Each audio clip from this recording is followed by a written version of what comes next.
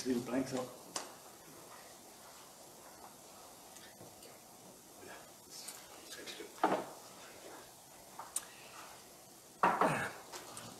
I start? Hello, my name is Rory Connor. I see I'm described in the programme as an expert in the various commissions and inquiries, but I would simply describe myself as an amateur historian with a special interest in the history of the Catholic Church in Ireland in the 20th century. My main topic over the years has been false allegations of child abuse against the Catholic Church, including homicide. And I will actually be repeating some points made by the previous speaker, Eugene Jordan, about Tuam. I concentrated over the years on false claims that Catholic religious killed children in their care, because this is something that can be proven. It can be proven false even 50 years later. If a person is accused of abusing a child 50 years ago, he normally can't prove he didn't do it. But when Christian brothers or sisters of mercy are accused of killing children, then it is possible to prove that this is a lie. So that is why for the past 20 years I've specialised in that topic. Some of the child killing claims relate to periods when no child died of any cause. So I coined the phrases murder of the undead and also victimless murders to describe them. Now, if you like to Google the phrase murder of the undead or the phrase victimless murders, you should come up with some of my material and some of the controversies and debates I've been engaged in. All of these crazy claims relate to the Christian brothers, that's the murder of the undead ones, who seem to be the main scapegoats.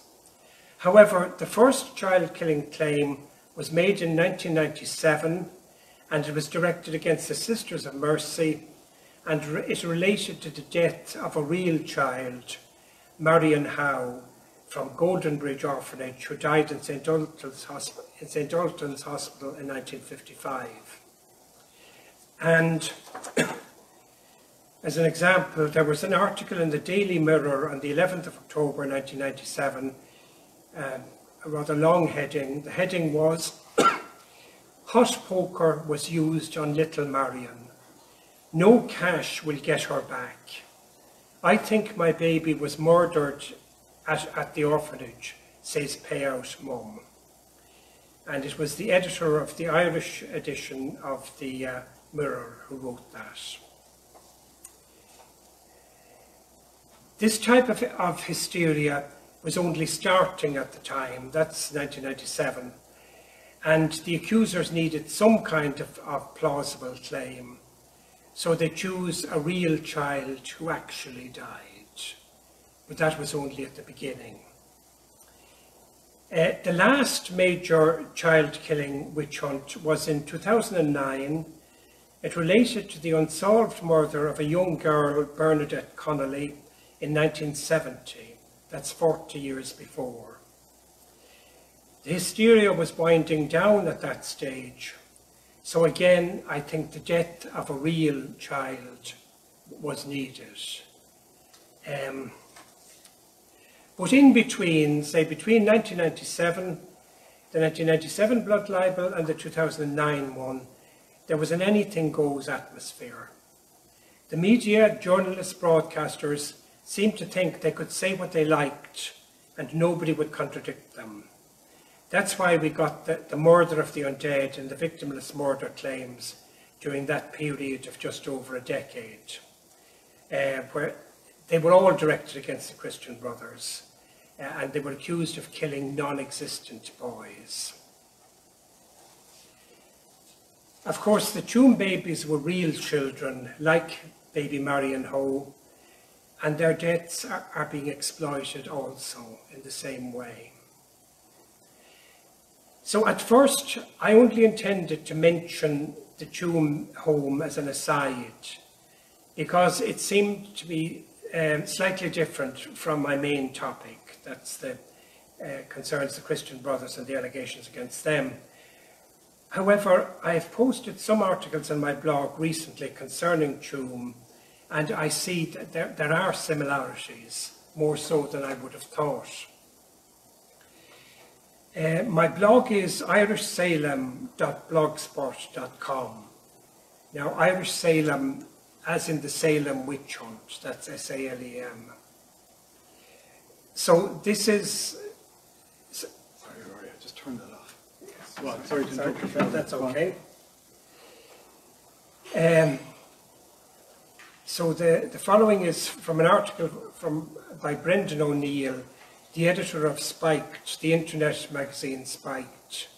He's an Irishman and an atheist, but he doesn't take any nonsense. He wrote a couple of years ago that a hysterical piece in the Irish Independent compared the Tuam home to the Nazi Holocaust, Rwanda and Srebrenica, saying that in all these cases, people were killed because they were scum. Now, Srebrenica was, it was a massacre of 8,000 Bosnians during the Yugoslav Civil War. I think it was about 1995. So that's what the Tuam home was being compared to, and of course it was being compared to the Holocaust as well. So the heading of the actual article is Tuam Babies Cry Not for Justice but for Vengeance. And it appeared in the Sunday Independent, Emer O'Kelly, on the 8th of June 2014.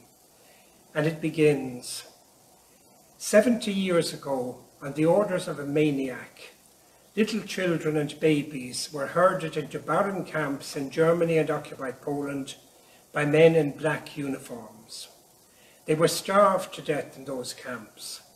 Sometimes they had hideous medical experiments carried out upon them while alive.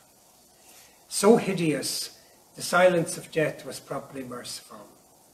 And when they died, their little bodies were thrown into huge pits because they were scum, Jewish scum. I'm skipping a lot now, and at the end she says, only one person, Independent TD Catherine Murphy, has pointed out that if this grim and ghastly discovery had been made anywhere other than in a ground relating to a Catholic institution, it would be fenced off as a crime scene. She seems to think that the Gardaí are giving special treatment to the Bon Secours nuns because they're Catholic, whereas the opposite would be more close to the truth. There was also a headline in the Connacht Tribune on the 10th of March 2017, Tuam Babies Investigation Likened to Nazi War Crimes Trial. And it starts, Junior Minister John Halligan has released a statement in which he says, old age should not diminish accountability in the Tuam mother and baby home scandal. He's calling on Gardaí to question any surviving Bon Secours nuns who ever worked in the home to establish whether a criminal investigation is warranted.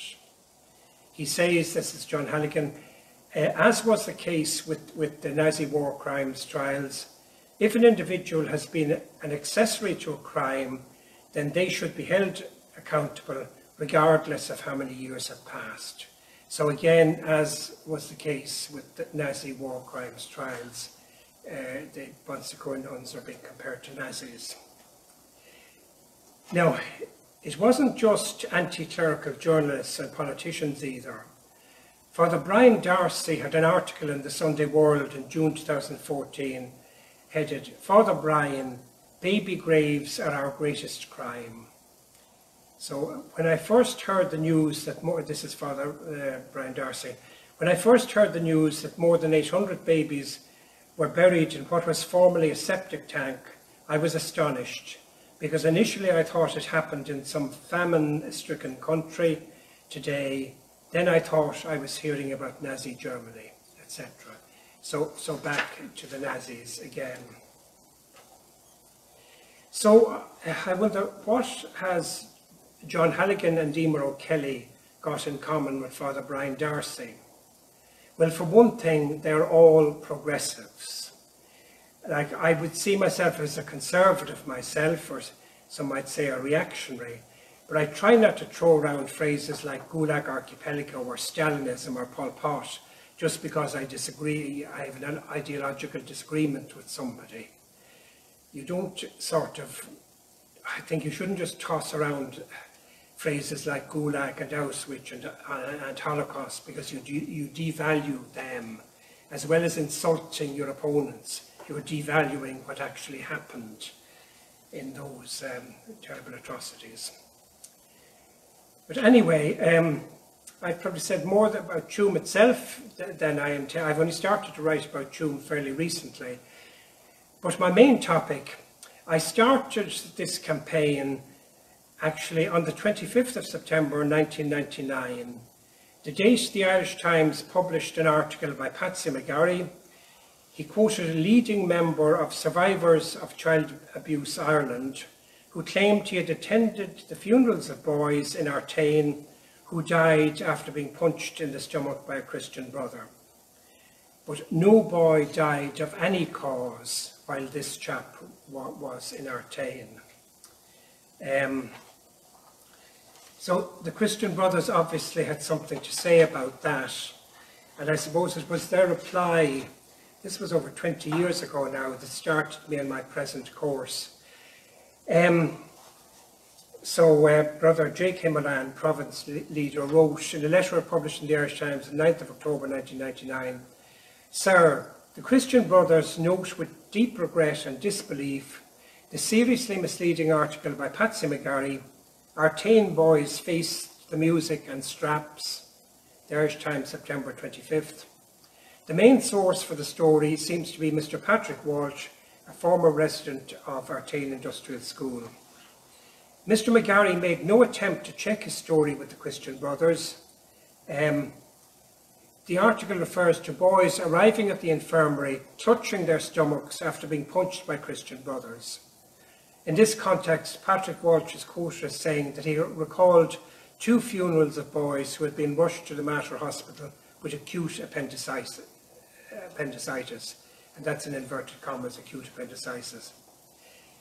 It is outrageous that an award-winning journalist should include such extremely serious assertions in an article in the Irish Times without even bothering to check the facts. The implication is that the boys who were beaten and seriously injured by the brothers were then dispatched to hospital where they died. The use of quotation marks around the words acute appendicitis seems to imply that the boys died from some other cause. The fact of the matter is that no boy resident in Artane died while Patrick Walsh was there." Now, there's more, but it's about a relatively minor issue. So there was a response by the Irish Times editor, but only one sentence of the response related to this claim about boys being killed. On 9th of October 1999, a procedural oversight occurred, as a result of which Mr. Walsh's allegations were not put to the Christian brothers in advance of publication. And that's absolutely the only explanation. The editor of the Irish Times, sorry, I've forgotten his name at the time, the only explanation he gave for publishing an article like that, and I'll just repeat it again, a procedural oversight occurred, as a result of which Mr. Walsh's allegations were not put to the Christian brothers in advance of publication. The Irish Times also published a follow-up letter from Nick Waters. He's a member of Society of Child Abuse Victims in the UK, but he supported the original allegation, but he didn't say anything, the names of the boys, or really give any evidence in support of it. So that was actually what started me off more than 20 years ago. The allegation of basically children were killed by the Christian brothers, and then the Irish Times editor giving a one-sentence apology that he regretted he hadn't checked it with the Christian brothers. He hadn't checked that no boy died. So that is that. That was in September, 25th of September 1999, that I started my present crusade, I suppose. But in October 1999, TV3 broadcast a programme produced by Louis Lenton called Our Boys. It's a kind of a sneering. The Christian Brothers had a magazine called Our Boys, so it's a kind of a sneer at that. It quoted a leading member of the victims group, the Alliance for Healing of Institutional Abuse, Jerry Kelly, who claimed to have attended the funerals of boys who died in Artane. Again, no boy died of any cause when Jerry Kelly was in Artane. So again, all that was done, the Christian Brothers had an article, a letter in the Irish Times on the 25th of November 2000. Actually, the letter was after TV3 repeated the programme a year later. So the letter was in response to the repeated programme. This letter is from Brother J.K. Moran, again, Province Leader of Christian Brothers. At Cora, on Sunday, November the 12th, that's 2000, TV3 broadcast a 1-hour documentary entitled Stolen Lives, Our Boys, which had first been shown on the station in October 1999. The programme repeated a number of serious allegations against members of the Christian Brothers by former pupils of industrial schools. One particular past pupil claimed that he had attended the funerals of boys who had died while in Artane. It was further implied that these boys had died following beatings administered by the brothers. This allegation is completely untrue. The records show that no boy died in Artane during this person's time there. This is a matter of verifiable fact. You would think maybe that the TV3 were making a programme about the same boy that was the Irish Times wrote about it, but in fact it's two different boys who were in Artane at two different times and both claiming to have attended funerals of boys who'd been killed by the brothers, but no boy died at the time. But they're two completely different boys and two completely different allegations. So the letter goes on. The letter from the Christian Brothers. In addition, this same past pupil claimed that a particular brother who allegedly had been abusing him made certain lewd comments during Mass, as a result of which the pupil fainted and had to be transferred to the infirmary. Versions of this story have been repeated elsewhere to the extent that the brother is easily identifiable. However, the record shows that the brother was not teaching in Artane at the time in question. This is also a matter of verifiable fact. So, again, it's a bit of an unusual case where an allegation can be shown clearly, even decades later, an allegation can be shown clearly to have been false. This was a lesser one, but the brother wasn't there at the time this is supposed to have happened.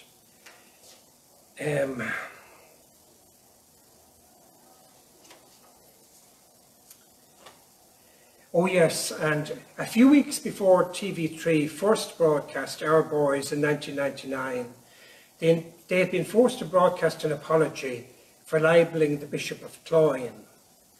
Well, that libel obviously was more normal. It didn't involve any allegations of killing a child, a much lesser claim. But it's possible they broadcast a more serious allegation later as an act of defiance. They were showing, okay, we were forced to apologise to the bishop, but we're going to show we're not intimidated by the church. So they produced the far more serious allegation against the Christian Brothers a few weeks later. So those were, I suppose, the two main cases that started me off on my campaign that's called Crusade, I suppose I might as well call it. It's been going on for 20 years now. But anyway, about the year 2000 and again in 2001, I went to the Gardaí about the Irish Times child killing claims and also the TV3 one. I felt they were in breach of the Prohibition of Incitement to Hatred Act 1989. The Gardaí were quite sympathetic, but the Director of Public Prosecutions declined to prosecute. So they don't tell you why they declined to prosecute, but I got the impression that the DPP felt that the behaviour of the Irish Times and TV3 didn't prove they were motivated by religious hatred. So again, it's a question of trying to prove. But anyway, last year, the Minister for Justice and Equality, Charlie Flanagan, proposed a new improved hate speech law to improve on the old one. But unfortunately, I'm sure it will not. It isn't designed to target blood libels against the Catholic Church. It's designed for other reasons. So, following on, I went to the Gardaí twice in relation to the Irish Times and TV3, but nothing doing so. In 2004, I went to the Irish Human Rights Commission to ask them to organise an investigation into the child murder claims against the Christian Brothers. At the time, I had forgotten the one against the Sisters of Mercy, so I didn't mention it. I'm not sure how it's possible to forget an allegation that a nun had killed a baby by using a hot poker to burn it. But the amount of false allegations is so incredible and so grotesque, yeah, it is possible to forget these things. But in any case, it wouldn't have made any difference. The Irish Human Rights Commission declined to get involved, partly on the basis that it wasn't in their 3-year plan. So I wouldn't see that as particularly adequate. But in any case, I knew from a very early stage they weren't going to do anything. The man from the IHRC who interviewed me asked what I meant by blood libel. So he didn't even bother to check the meaning of blood libel on the internet before meeting me.